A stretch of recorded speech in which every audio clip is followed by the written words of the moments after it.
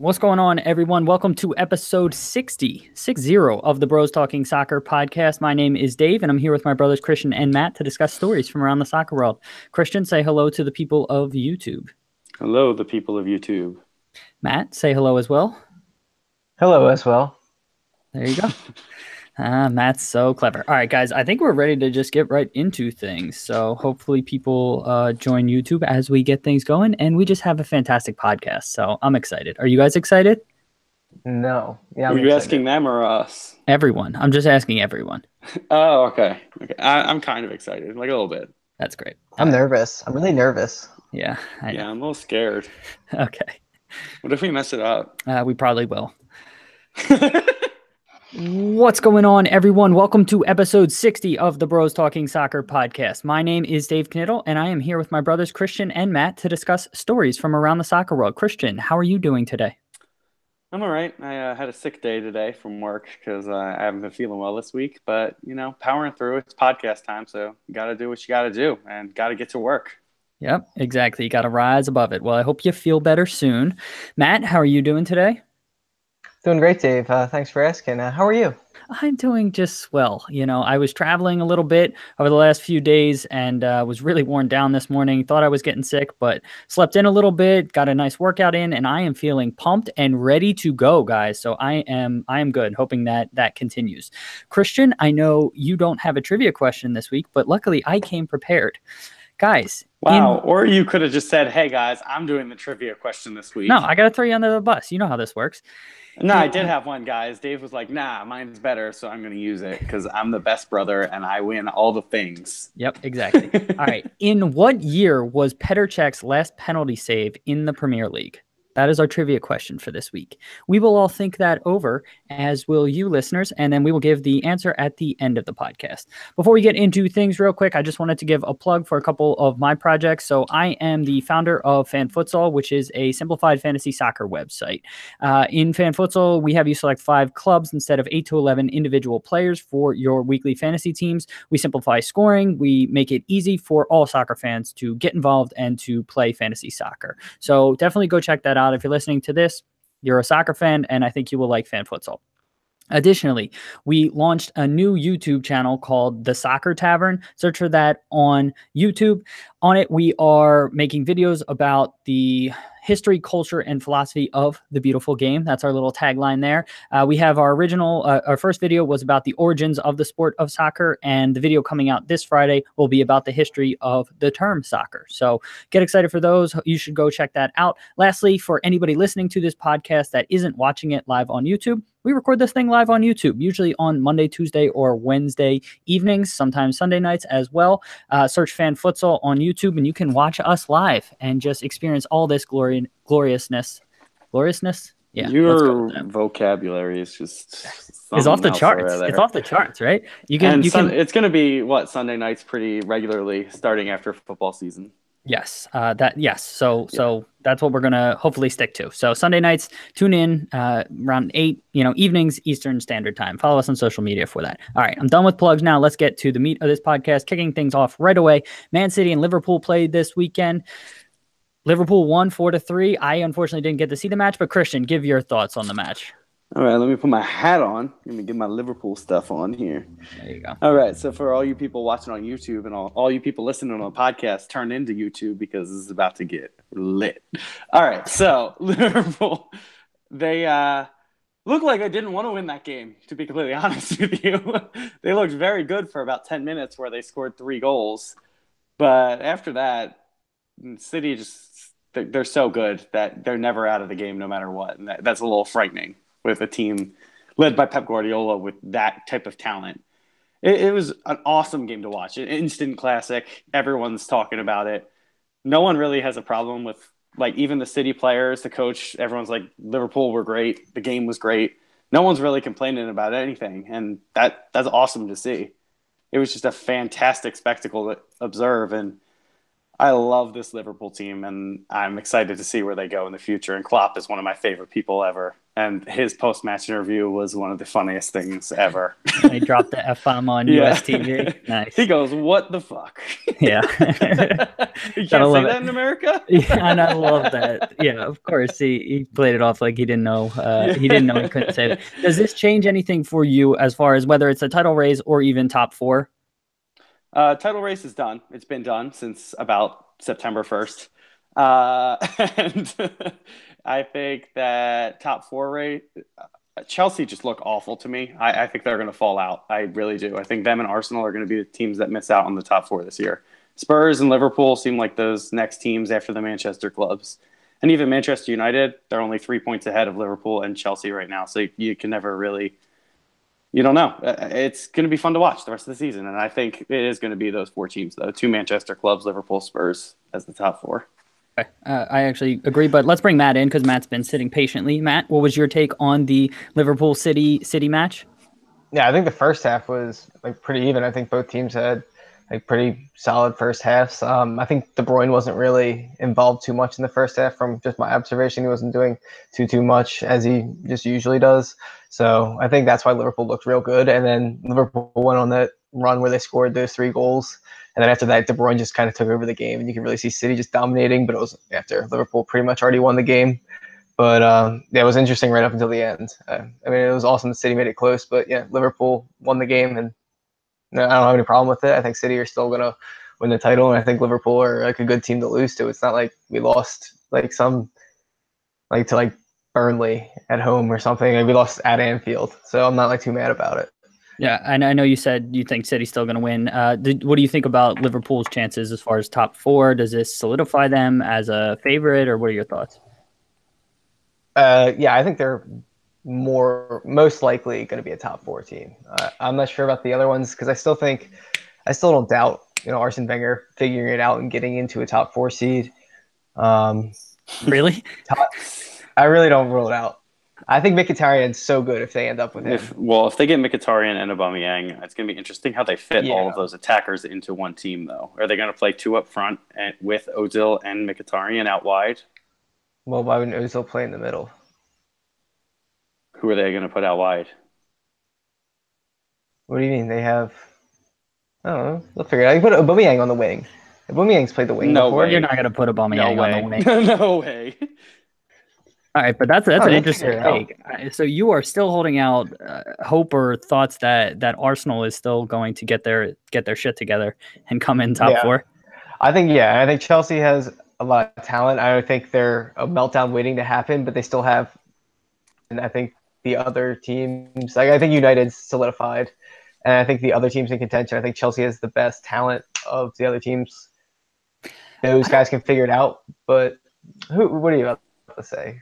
I don't know if United does have it solidified. So before the season started, I thought City was going to be first, Liverpool second, United third, and Spurs fourth. And I thought Chelsea was going to have a meltdown, which kind of the writing was on the wall over the summer. Conte is already, rumored about things, and I thought Arsenal was going to come sixth. So I still feel pretty confident in all that. But Man United is they got some things going on. Yeah, they beat the crap out of Stoke, but I mean, who isn't beating the crap out of Stoke this year? And so that actually transitioned into kind of the next conversation that I wanted to have. We missed this on last week's podcast, but over the last 2 weeks, Mourinho and Conte have gotten into a little bit of a war of words, so to speak. They're like kids on the playground out there. It's ridiculous. Yeah, although Conte, I wouldn't be surprised if he would go physical because he just strikes me as that type of person. But for the listeners who maybe don't know what the heck's going on, Jose Mourinho. Holy shit, that scared the woo. Okay. All right. Get it together. I don't know how that just happened. That's never happened before. Well, okay. There's always something new here. Yep. Yes, there is. A lot of times it's coming from your end. So yeah, well, I like to keep things interesting. All right. For the listeners who maybe don't know what the heck's going on there, it all started with Jose Mourinho basically saying that he didn't like to behave like a clown on the sidelines. And he wasn't specifically referring to Conte. He could have been referring to Klopp just as much, but Conte actually took the bait and responded to him, basically said that, he does he have dementia? He basically implied that Jose has dementia because Jose has behaved like a clown on the sidelines before. Jose then came back and said, he appeared to be all sincere, said, he never meant any offense or anything like that. And then at the very end of that comment said he would never be tried for match fixing, which is something Antonio Conte was tried for. He wasn't proven or anything like that, but it was a severe low blow. At which point Conte came back, called him a small man, and said if he wants to fight, he's down to throw down. So, Matt, what is your take on all of this from Jose and Conte? Is this taking, focus away from how poor both of them have kind of been and have been slipping on the field, or is this just, or is this something else? What do you think? I think they're just taking out frustrations on each other, and I think it's hilarious. I think they're acting really immature, but it's an entertainment. I think this is incredible for fans to just engage and just talk about managers and the nonsense that they're doing right now. Agreed. Christian, what are your thoughts on all of this going on? These are two managers who love to be in the spotlight. They want their teams to be about them, and they want to be the face of their team in the media. They really do. They just love the attention, and it is so funny to watch. Mourinho has been this guy forever. Honestly, the last 10 years, we all know. We all saw it. It's been more than 10 years now. He's the special one. He's had the special one in, 2004? Yep. Yeah, wow. A lot of years with Mourinho. I think that he's a really, really great coach, but for all the years and him being almost, was he 55 now? Something like that. You would think that he would have matured a little bit more, and I think he has a little bit, but he still gets drawn into these feuds, and he had one with Arsene Wenger. He's always had this, and he's had it with Pep Guardiola in the past. But I think he's calculated in how he does this. I don't think it's an immature thing. I think it's very, very calculated, almost very mature in that at the time, United was a little bit under fire for having drawn a bunch of matches, and he basically said this comment, and it took immediately all the focus and blame off of him and his team and put all the focus and media attention on these words that were being said rather than what people should have been focusing on. Do you buy that? No. I like that you think that, but yeah, he does do that. He does try and divert attention from his team at times, but I don't know if that really helped his team. I think that they had an easy stretch of games that came up after they were in a little bit of trouble. And so he just got a little bit lucky, and a lot of people are going to read into that the way you just did. I still don't buy it. I think him and Conte are both just immature, and they just love to do this. This is just who they are as managers. Matt, you were shaking your head too. Do you disagree with what I'm saying? Yeah, I disagree with that. I just think that the first thing I think is that we're still 12 points ahead of United. That's the first thing I think about when I hear about United. I don't think about this with words. I still think about how they're playing. Yeah, but that's not that doesn't take my mind off of their performance. It's just another thing to talk about United. All right, fair enough. I have a lot of free time though, so I have a lot of time to just scrolling through Twitter and Matt's whole free time is spent just staring at the table. No. Yeah, he's got that thing memorized front to back. Yeah. All right. I guess I'm the only one that thinks that it's something else. But this is still hilarious, and there's still chapters to be written. So we'll see where this thing goes. Sticking in England, but let's talk about Eric Lichaj and specifically his Nottingham Forest squad knocked out Arsenal in the FA Cup 2 weeks ago. And before the season started, Eric Lichaj made a deal with his wife that if he scored a hat trick at any point during the season, he would be allowed to get a dog. He got 2 goals for Nottingham Forest in that match against Arsenal, and they won a penalty late in the match, and he tried to take it. Lichaj, for those who don't know, is an outside back, and I don't know if he's ever taken a penalty in his life. So his teammates told him no, and so he came out after the fact. In his post-match interview, he basically told the interviewer and the greater public that he had this deal with his wife, and that's why he wanted to take the penalty. Twitter took its action, got everybody out there, hashtag get Eric a dog. Eventually he ended up with a little French bulldog that he named Gunner, obviously in reference to Arsenal. Christian, what was your take on hearing this whole story and your thoughts? That is amazing.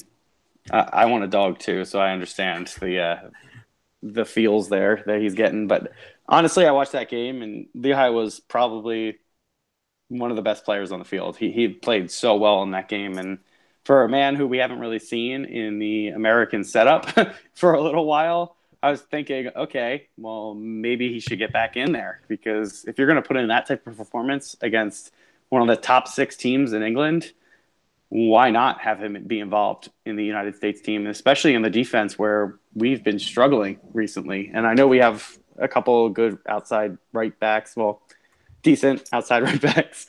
I still think that he could add to the squad. And he's played in midfield for us too before, I believe. So he's a little bit, yeah, he has. He played at holding mid before. Eric Lichaj?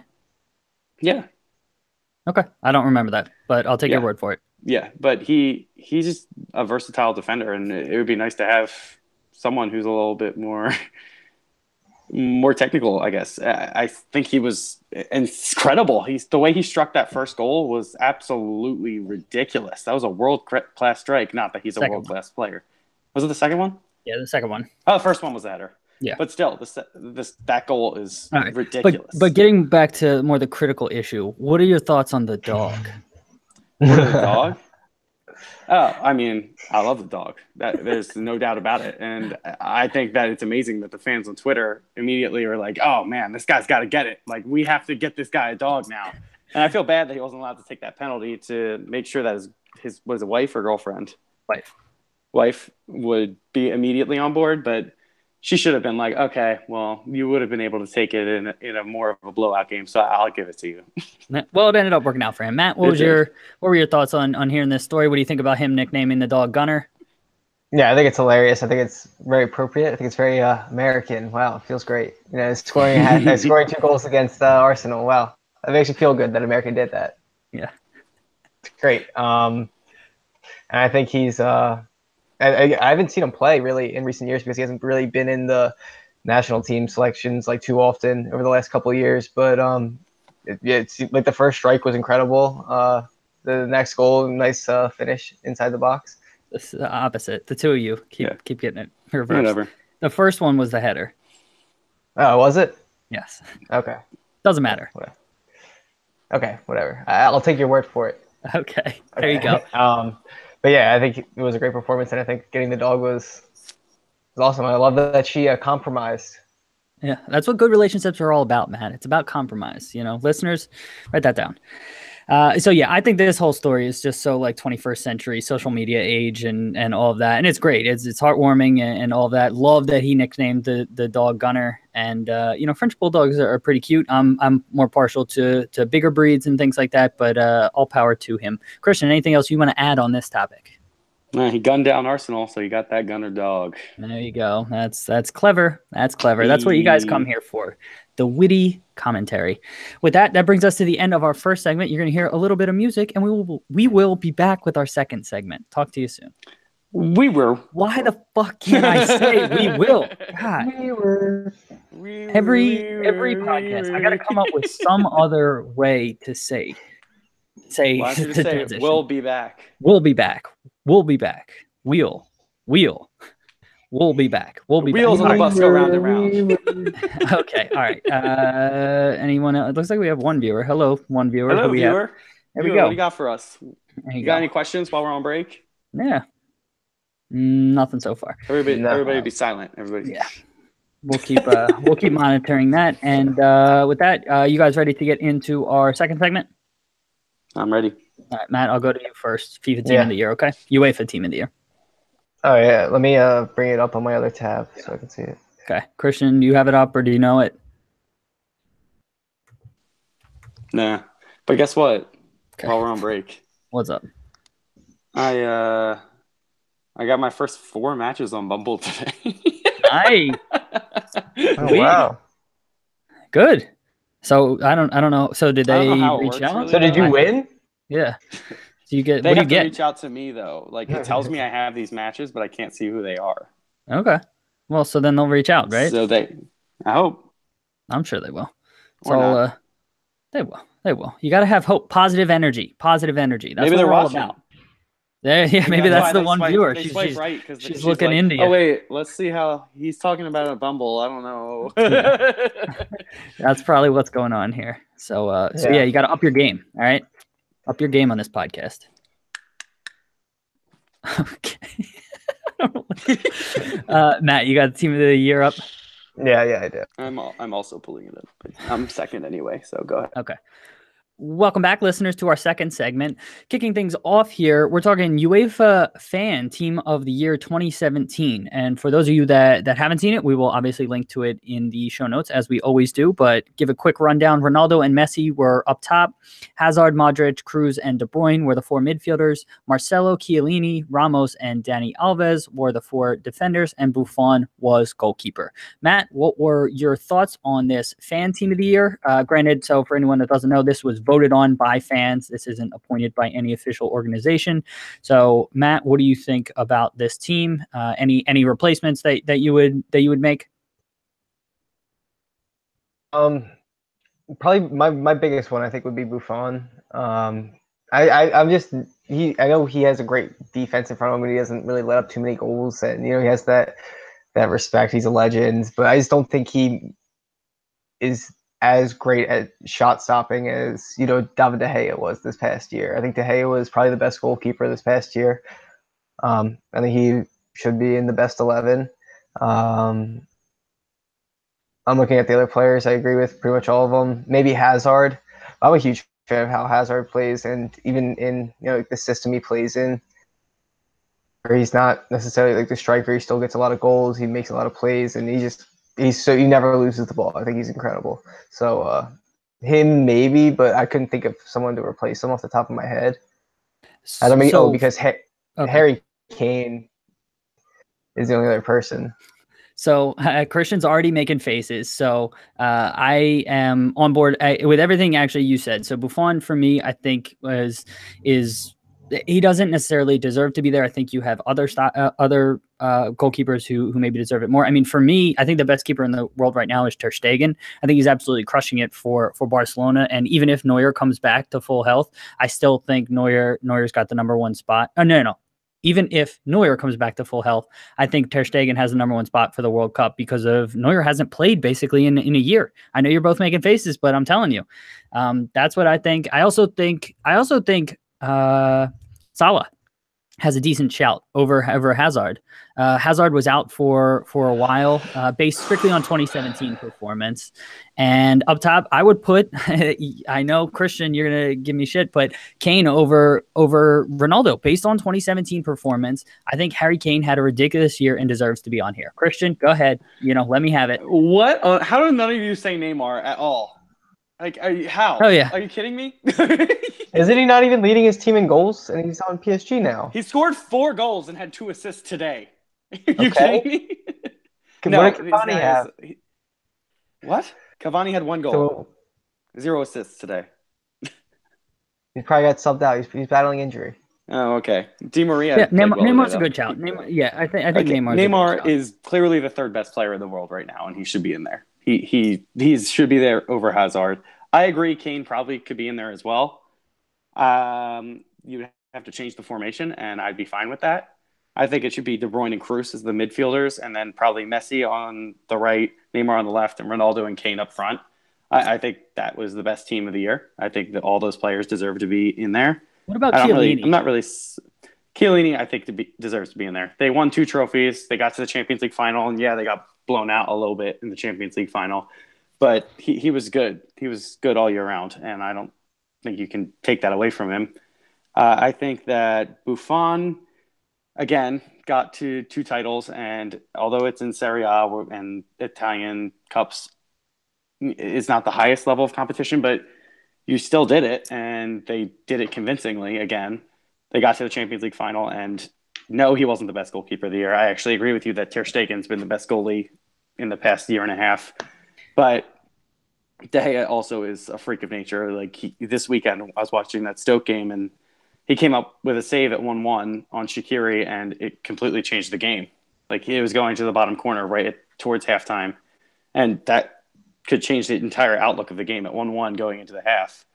He wins his team points and changes games, and so you can't really leave him and Ter Stegen out for Buffon at this point. I'll agree with that. And I don't know if this is still the stat, but I know a couple weeks ago at one point, De Gea had faced the second most number of shots in the Premier League. which is absurd for a team that high in the table to still have that many shots given up and for him to make that many saves. So I think he's a decent shout as well. Yeah, my only other thing is Sergio Ramos played well last season, but I wouldn't say in 2017 he was deserving of being in the top two central defenders. He's been very good over the last couple of years, but I think his reputation got him in there over his performance this year. Fair enough. Matt, anything else you want to add? Well, I think Neuer's going to be Germany's goalie, first of all. Oh, absolutely. And, that was a ridiculous statement. I'm sorry. But when he comes back, he's the best player in the world. It's clear. When's he coming back? It doesn't matter. He can come back the day before the World Cup, and he's going to be there. He should be there. I disagree. Okay, and my next point. So who do you think will replace Sergio Ramos at center back? Because I think all the other high-profile center backs like in the past year were hurt or didn't perform that well. Yeah, I guess that's kind of true. I don't really know many other options. John Stones. I just think, yeah, okay. That's a joke. Everyone. Joel Matip, he deserves Dejan Lovren. Yeah. I think that PK really did step up in the past year. He went down for a couple 2 years. I'd say the last 2 years before that, he was not at the level that we saw him under Pep Guardiola for Barcelona, but he has returned and Barcelona have arguably the best defense in Europe right now. So that he deserves to get credit for that.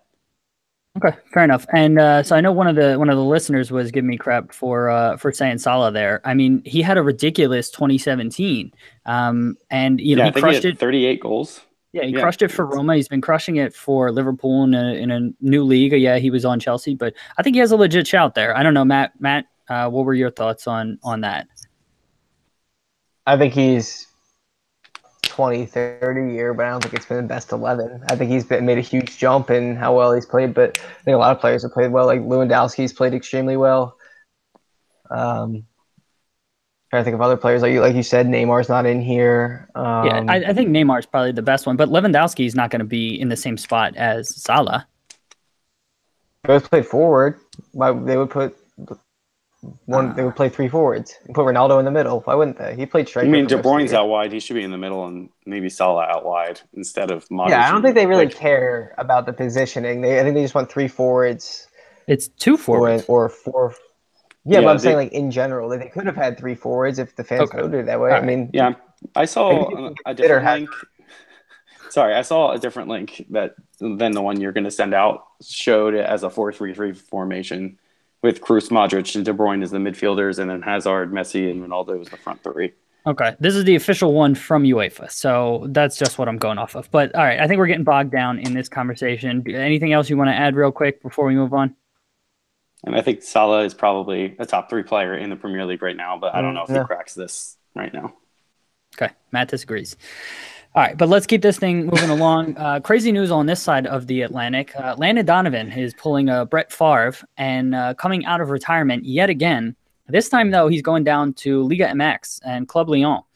Club Lyon is over in France. Club Lyon is down in Mexico. They signed him. He's taking number 20 for them. He is, I believe, 35 at this point, if not 36. Christian, what do you make of Landon coming out of retirement yet again?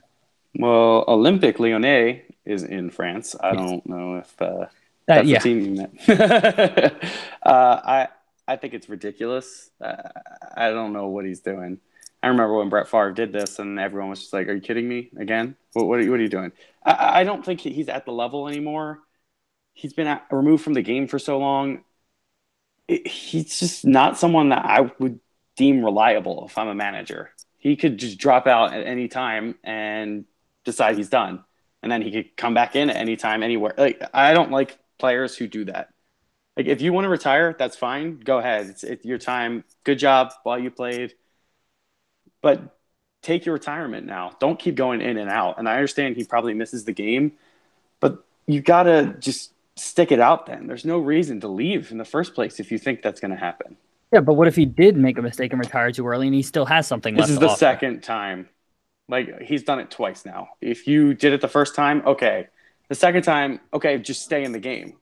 Move to a different club if you don't feel like you're doing what you need to do or getting out of it what you want to get out of it. I don't think that retiring and coming back multiple times is acceptable if I'm a manager or an owner. Okay, fair enough. Matt, what are your thoughts on Donovan coming out of retirement yet again, this time going to play in Liga MX?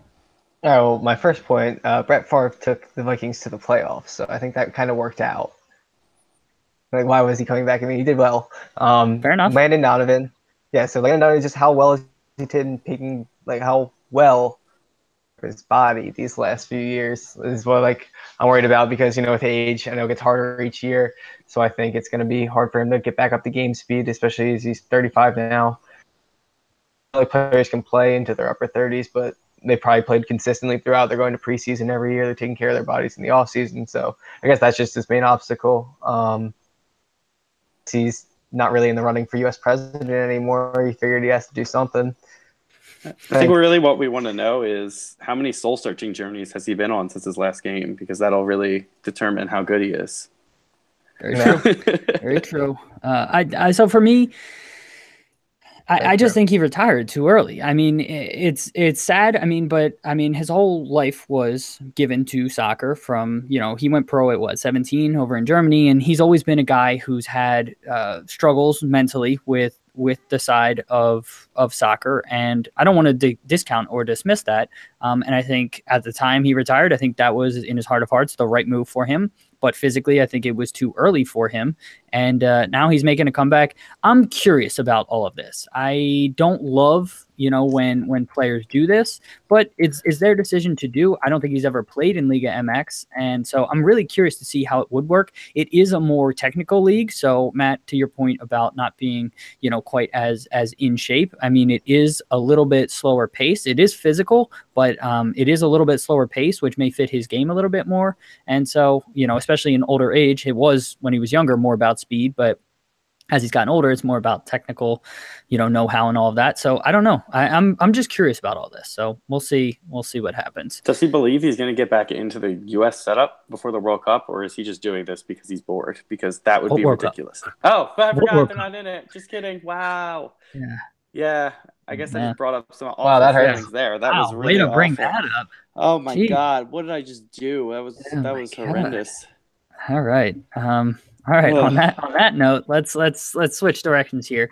Let's talk about a league that I've been really excited about. We've talked about it on a number of podcasts in the past, but the NISA League from Peter Wilt that is launching in 2019. So for those who don't know, this is launching as a 3rd and 4th division league with promotion and relegation right from the start, and they are operating under the way soccer operates in most of the rest of the world. It's going to be a completely open system.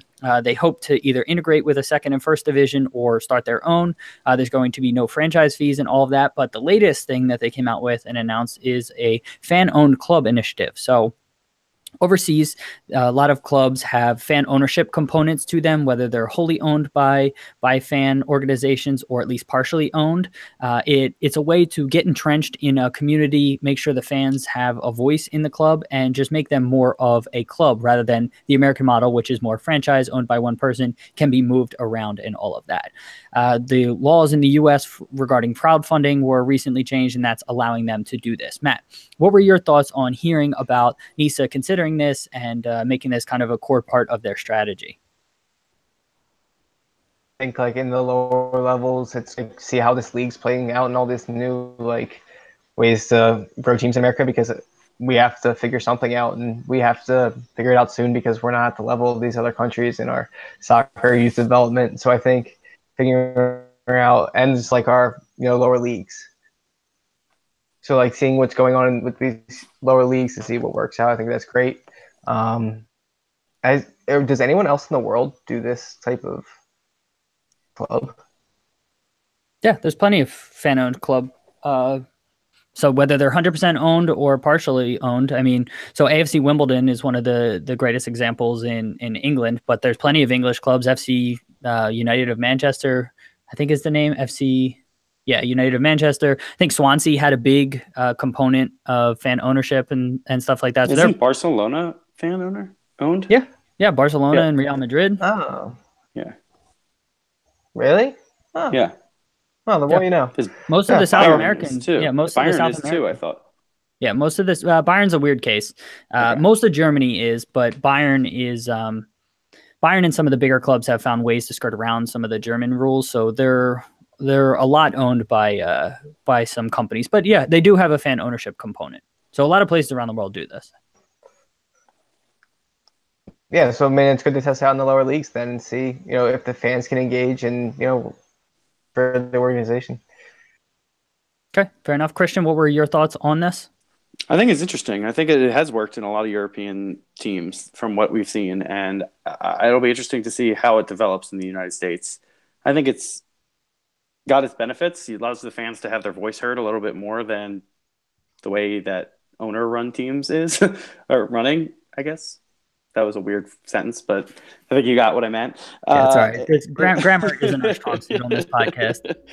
I just think that lost my train of thought a little bit, but yeah. Okay. Well, so I the more and more I like everything I hear coming out of NISA. I like that they're coming at it. They're being honest and upfront about what they're doing and their strategy. And I like that it's being tested out at the lower levels and they're being realistic. I feel like in the past, the NASL is the league that was going up against MLS and was trying really, really hard to be a competitor. And NISA is just going about things. It's like, listen, this is the way the rest of the world does it. We're going to try to do it this way. And if we can build something up from that and grow it and, hopefully maybe someday whether challenge or integrate with MLS or become their own first division, I think it's fantastic. And, I think it's great low risk strategy to see how this works at the lower levels, to see if it can be implemented, on a grander scale here. So I love it. Christian, you retain your train of thought or have anything else to add? Yeah, I was just going to kind of go off the point you just made. I think it makes a lot more sense that they're starting it at the lower levels. I don't think that this could work immediately at the MLS level right now, just because of the way the league is run.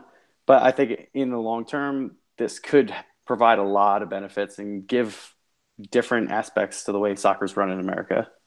Matt, anything else you want to add? No. Okay. All right. With that, listeners, you will hear a little bit more music. And after that, we'll be right back with our third segment. Talk to you soon. Wheel. Wool. How do you say it? Wool? Wheel? Wheel. Yeah, I'm saying wheel. Will. Wool. Sheep. Wool. Wool. Wool. Wool. We're swole here. Yeah. Did we spend a lot of time talking about the team of the year? Yeah. Yeah, I think so. Yeah. We got sidetracked there. All right, let's keep this thing going for our one viewer here. Okay. Anything else to add, guys? Or are you good to go? Okay. Welcome back, everyone, to our third and final segment. We'll stick in MLS and on this side of the Atlantic, and they recently launched an E-League. So MLS announced that they will be starting a FIFA league featuring 19 of the 20, how many clubs are there? 23 now, I think, with LAFC. Clubs will have an e-gamer affiliated with them, and they will compete in tournaments, or there's still details to be announced, but at the end of it, in August, basically the winner will advance to FIFA's eWorld Cup. And so, Christian, what are your thoughts on MLS getting involved in the eSports arena? I am very curious to see what happens here. Is this like a tryout type of deal? How are they determining which one player is theirs? Or are they just picking to sponsor one player from the already formed league that exists? So I don't fully understand your question, but each club will have a player. So each of the how are they 19, determining? It's up to the club. Player? It's up to the club. They're bringing someone in, or are they picking someone who already is in this league? If you wanted to be the Philadelphia Union's representative, I assume there's going to be a tournament or a league or something like that in the Philly area to determine that you could be the representative. All right, I'm interested. Let's get going. Right. I think that it's awesome. I really do. I think that e-games are growing in America. It's eSports. On ESPN now. What? Esports? Whatever. Esports. E-games. It could be games. E-games. I don't think e-games. that's the thing. I don't think that's the thing. All right, esports are they are a lot of fun, and it's a huge market. There are so many people who have Madden, who have FIFA, who have NHL, who have all these types of games, NBA. I think it's a really good idea, honestly, and I would be surprised if other sports don't start doing this too. It's a growing market, and what does it already exist in other sports? Is At that what least you're gonna say? NBA does it, but I Okay. don't know if anyone else does it. But I know the NBA does it. Yeah, but FIFA is it the most popular game in the world? I'm pretty sure that it is. I don't know. I don't. I think it depends on how you look at it. Yeah, The I most don't think sold so. game in the world, No, probably. I think Call of No? Duty probably would have that. Yeah, I'm gonna go with no. Probably not. Yeah, it depends on All what right, you whatever. mean. So, like Okay, in whatever. the Doesn't matter. franchise's history, it may be, but yeah, it's I don't think that really changes your point. Okay, but yeah, it's a hugely popular game, and it's related to the sport, and the clubs just want to get involved in a growing market, and I think it's gonna help them. Fair enough, Matt. What were your thoughts on MLS announcing the E League? All right, so first of all, Call of Duty World War II is the best-selling video game of 2017 so far. So far, Okay, that's what it said. Oh it's wait, maybe it wasn't. 2018. All right, All right. let's stick on topic But yeah, I here. think it's awesome. Yeah. I think it's awesome. I know it's a huge market. I'm not just like Twitch streams or watch the esports. I think I've turned it on when like the finals are on ESPN. I think it's kind of funny that this is like a thing now. I don't know, because like I games, but like I always hated watching my friends play video games because I always wanted to be playing. So like that was just my take on video games and how I just grew up with them. Um, so I think it's awesome. I think it's a good market. Is doing it because I know like Man City has their gamer. Like they always tweet about them. It's awesome that's coming to the MLS. Yeah, agreed. And I think, like I said earlier, with, it being the 21st century type of thing, I think this is spot on point. I'm somebody, I don't really watch the Twitch streams and all of that, but I get it. I mean, I Yeah. enjoyed just as much when we were growing up watching people play the games as I did actually playing them. And so, I get the whole appeal of it all. I don't think it appeals to me nowadays and, to watch it on television, but in person, I found it interesting. And so, yeah, I think this is just a step in the league's growth. This seems to be happening all over the world. And this is just something, 21st century that is just happening. Christian, anything else you want to add? Yeah, I just want to say that I remember when I was younger, I really didn't mind watching my friends play, but I never find it interesting to really watch it on TV or watch those Yeah. Twitch streams. I think it's because you secretly want your friends to lose to prove that you're better than them. Okay, well, it got dark there. All right. Yeah, maybe. All right, but let's keep talking about MLS, but switch gears a little bit off of the E world and onto the real world. MLS is not doing a good job of playing its domestic youth. So somebody named Alex Olshansky will tweet this out. Compiled some numbers recently, and I think this was just last year, the minutes given to domestic nationals that were under the age of 22, MLS was by far the lowest out of the major leagues. Serie A was second with 4.2. MLS only gave 2% of their minutes to U22 domestic nationals. Serie A was 4.2%. EPL was 4.5%. La Liga was 5.1. Bundesliga was 7.6, and Ligue 1 was 9.5. So MLS is, less than half of even the EPL, which we all consider to be a really bad league for, playing youth players. Matt, what were your thoughts on hearing these numbers? And is there anything we can do to improve those numbers for MLS? Yeah, I think we do need to do a better job of playing our youth, developing our youth. I'm not sure like which is it's not they're not getting game time at the senior level or them just not being ready to play at the senior level. Because all the countries that are probably better than the United States. To just have more talent, all the countries you just named, with their domestic leagues. So I'm not sure if that's the issue, that they just have better players, or we're not playing them. Yeah, and so I think, so Christian, let me get your thoughts before I give my thoughts. I think the issue is our talent between 18 and 22 are in college and they're not playing at the top level. I think that's a huge factor. Screw college. I think that's a huge factor as to why most of our best athletes, I feel like, are not staying in youth academies. They're going to college, getting their education, and playing at the college level in the NCAA. I don't think for their career development, that's the best thing for them. I think they should be playing against other professionals and training every day at that level. But that's the way America is brought up. Like we're told we have to go to college first, and that's how it's been. So that's how it is. And I think that is a huge factor in the league as to why players under 22 aren't playing. Agreed to a certain extent, but I still think the best players are still signing either with MLS or going abroad, and we're just not playing them. And so, I mean, we have the talent because players are going abroad. Christian Pulisic is 19 years old. Weston McKennie is, I believe, 19 years old. There's guys all over the place that are young players that are playing in some of the best leagues. We got a Keaton Parks, I think is his name, in Benfica, who's been tearing it up playing center midfield for them.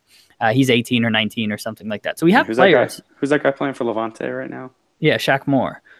He's 21. Yeah, but so I think he might qualify too under this. And so we have the talent, but they're leaving because we haven't been playing them. And the other point is, so the talent that's leaving, but then the players that are here just aren't getting minutes. I mean, we saw it with the Union and Pfeffer. I mean, you feel terrible for the kid, but you signed him at 15 and we didn't play him. We didn't have a development plan for him. The Union didn't. And then he retired at 21 or something like that. Teams need to do a better job of playing players and just letting them fail. Like the Bundesliga just made a concerted effort, all around to just say, hey, we're gonna be playing our kids. And there's no mandate from anybody. I don't think there should be a mandate from MLS to give people minutes. And I don't think there should be any reward or incentive to doing it. I think there should just be an inherent, belief from the clubs and from the federation to just play young American players and or Canadian players if you're in Canada. So that's my thoughts on the situation. Yeah. Just let me give a little plug here. Zach, if you're listening, please come to Colonial Soccer Club. We're waiting for you over here. He met one of the guys on our team recently, in case anyone wanted to know why I said that. There you go. It would be awesome. But I agree with you. We do see it with the Union. I mean, that's just how it is, though, in all of MLS. I don't think it's specific to any team. I agree with you that we're sending everyone out, or they're going to college, or they're just not ready to play, and we're just training them every day until they get to 23 to 25. And that's not the way it should be. They need to be getting significant minutes at younger ages. Great. Matt, anything else you want to add? No, you guys got it. Okay. Last topic, at least last official topic we wanted to cover here. Soccer is the fourth most popular sport in the U.S., at least as far as spectators are concerned. So I believe it's watching on television and or in the stadium. I can't remember the exact breakdown, but football far and away is the most popular, followed by basketball, baseball, and then soccer. And soccer has been closing on baseball, and within the next few years will likely surpass it as far as popularity is concerned. And in the most popular demographic range, so the 18 to 34-year-old, soccer was actually tied with basketball for being the second most popular behind football. Matt, what were your thoughts on hearing about this poll? Is it, I don't know, does it change your stance on what the future of soccer holds in any way, or does it confirm anything for you? I think it's only 1,000 people. I'm looking at the thing, how many people they surveyed. It's only 1,000 people, so I think it's hard to really say like this is for sure fourth most popular sport. But because the top three sports are just top two sports are just so big. That's all my friends talk about, and they don't really even talk about baseball.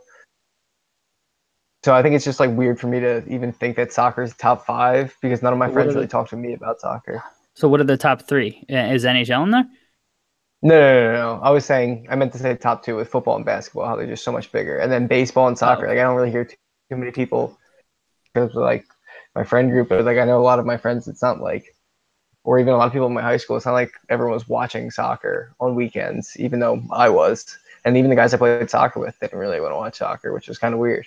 Really? I feel like when I talk to your friends and you've told me about your friends who watch soccer and things like that. So I just find that interesting, I'll take your word for it. Christian, your thoughts on this poll? I think it's very interesting because pretty much all of my friends, and most of my friends are 24 to 27 right now. Everyone I seem to be around is NFL is probably number one, but soccer is number two. So I know Matt and his friends love basketball. I don't really see that a lot. I don't know many people who are huge NBA fans that I'm around ever. So I'm not surprised that this is happening. I know very few people who are heavily into the MLB as well. So I could honestly see soccer just keep catching other sports. I think NFL is just far and away the top rated, and it's going to be a long time for that to get overthrown by anything. But it's awesome to see. And I thought it was going to be way longer down the road. I honestly thought they were still five behind hockey. I didn't know we were the fourth. But I've never been a baseball fan, so I would love to see soccer just pass it and for more people to jump on board with that. I think basketball still is, in a lot of markets, far and away number two. And it's going to stay that way for a while. But within maybe, what do you think, 20 years? It could be competitive. I still think it's going to be longer than that, but it would be nice to see soccer really make an impact. And we're going to have to be performing on the world stage and get MLS more in mainstream television and higher quality for it to build to that. But I think those days are coming, and I thought it was going to be way longer than it is. It seems to be going much quicker than anticipated. Yeah, and I've been saying it for a while. All the trends seem to be pointing to soccer's, not taking over, but really getting up there and overtaking baseball and really competing with basketball. And I think football is trending in the wrong direction. So the only sports really trending in the right direction are baseball, are basketball and soccer right now. I think it'll be tough to pass basketball, but I think between the NFL receding and basketball and soccer, surging in popularity and things like that, I wouldn't be surprised by 2030. Even that quickly. I know 10 years seems like a pretty short window, but it honestly wouldn't surprise me if MLS is being discussed right in that same league, or some other league, or just soccer in this country is being discussed right alongside, basketball and football, from my perspective. So I don't know. I mean, I may be overly bullish and I may have my vision clouded, but I mean, I do read, a lot about all different kinds of things, specifically in, soccer and all of that. Yeah, I'm very studious. But I drink it. I know. You could tell by all the words that you use all the time during our podcasts. I know. I gotta shut up sometimes. Yeah. But yeah. So I don't. All the signs are pointing favorably. So I'm excited about all of that. Matt. Yeah, and it's. Oh, sorry. I think for us to make like the final jump, we're gonna need somebody to be like the best player in the world. Like the entire country to care. I think that's what a lot of people write off. It's just like, oh, we suck at soccer, and like they don't even want to watch. And like that frustrates me. Like, there's just like some like ignorance in this country, where people just don't even want to watch because we like don't win. So I think we're gonna need somebody who can like bang and say like, oh, we have this guy, and then they would be engaged. I think that would certainly help. But the other thing is, our soccer country is so fractured. We have people that are MLS fans. We have people that are lower league fans. We have people that are only EPL fans. We have people that are only League MX fans. If you're a fan of basketball, you're a fan of the NBA. If you're a fan of football, you're a fan of the NFL. If you're a fan of baseball, you're a fan of MLB. And so the issue with soccer here is we're not all united around one league and one system and all of that. And, that's part of the reality of it being a world's game and all of that. But if you can strengthen MLS and the national team, Matt, like you were saying, and make them, on par with some of the world dominant powers, I think you can attract some of those other fans. But I think first and foremost, you need to get all of the different fractured soccer fans, like just moving in some sort of similar direction. I think that would be helpful. Christian, you were going to say something a little bit ago. Yeah, I just was going to say that it's different the way you just described it, that there are leagues all over the place that people follow with soccer. Most people that I know follow the European leagues very closely, and then a lot of people follow League MX. It's just how it is, and not a lot of people follow MLS. So that actually, at first, it surprised me that soccer was and on the rise. But if you consider it as a world game and people following the sport of soccer, not American soccer, it does make sense why it's so highly rated and why it's growing in popularity. Agreed. All right. Matt, anything else you want to add about this topic or any others? any others, I want to correct myself. Okay. In the last 12 months, Call of Duty Infinite Warfare is the most sold game, and All right. Call of That's Duty cool. Infinite Warfare was? yeah. Okay. All right. Thank you. I'm sure everybody was, very curious about that. Christian, anything else you want to add about this or any other topics? So what's the most popular sport game out there? I bet it's FIFA. NBA 2K17. In And then America it's or NBA worldwide? 2K18. And then I think it's Forbes, so Yeah, I'm talking worldwide, not American. best-selling games. Okay. All right. People are not coming here for this talk. If you want that, you can listen to our other podcast, This Or you World could in join Gaming. our Brothers in Arms texting conversation. You There really you get go. some good quality. All right. I wanted to bring up a couple of things. For those of you that didn't see, we'll definitely tweet this out. In the PSG versus Nons game this weekend, a Nons player was running back. I think he was a defender. Referee kind of cut in front of him, and the guy tripped him, but the player tripped the referee. As the referee tumbled to the ground, he rolled over and deliberately, like very clearly, kicked out at the Nons player. The Nons player, turned and was like, "What the hell just happened?" And then the referee apparently gave him a yellow card, which was his second yellow, and sent him off. That ref has apparently been suspended indefinitely. But Christian, did you see this? What were your thoughts on this, real quick? I did see this and I laughed quite hysterically. I think this is the most unprofessional refereeing I've ever seen. And this guy probably won't ref again. That's my honest guess. And he shouldn't. That you can't do that. You cannot lose your cool as a referee. And I understand he was tripped, but you as a referee have to be the most professional person on the field. That is my belief. And he wasn't. And he really, really, really messed up. And it's unfortunate because it was one mistake. And I think he may get back into the game. But my gut belief is that he's done. Matt, thoughts? Yeah, I thought that was just crazy. I don't think he'll have a job, but I thought it was hilarious. What kind of ref does that?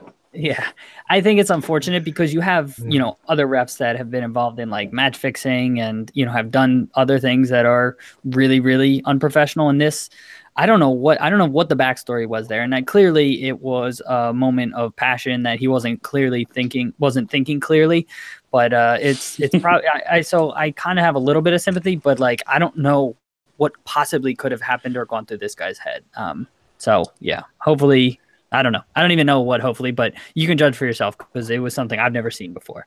Yeah. Well, funnily enough, your point there, you weren't thinking clearly, or he wasn't thinking clearly, but he clearly wasn't thinking as well. So both would have worked. Hey. Oh, you got all yolks. Right. Must be eggs. Yeah. A couple other things. Ronaldinho retired.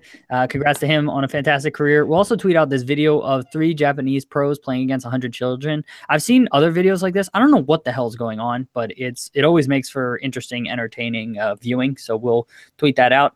And lastly, West Ham versus Shrewsbury. We didn't talk about this, the FA Cup match from a couple weeks ago.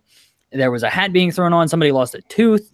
Somebody was like walking around in their underwear. It was just an absurd game. So we'll tweet out the links to that match recap, and you can judge that for yourself. With that, I want to recap our trivia question. It was, in what year was Petr Cech's last penalty save in the Premier League? Christian, do you have a guess? I do. And Dave, thank you for taking charge of the trivia question this week. Even though I was very prepared, you really had a gut belief that you wanted this. My guess for this one is I'm going to go 2011. Okay. Matt, what's your guess? I'm sorry, can you repeat the question? My internet. In what year was Petr Cech's last penalty save in the Premier League? Oh. Okay, it's 2018. I'm going to go 2014. Okay. Christian, you were correct. It was 2011. Yes. Do you know who it was? Go. Do you know who it was? Against? Yes. The team, or do I have to guess the player? Both. Quickly. Oh, man. I'm going to go Manchester United. No, it was Fulham, and it was Clint Dempsey. With that, everyone, we want to thank you for tuning in and watching and or listening to this. We appreciate it. We will tweet out all of the links to all the stories we discussed on this from our Bros Talking Soccer Twitter handle, which is at BT Soccer Pod. They'll also be in the podcast show notes and or on YouTube underneath the video if you're watching us. If you want to get in contact with us, our email is bros.talking.soccer@gmail.com.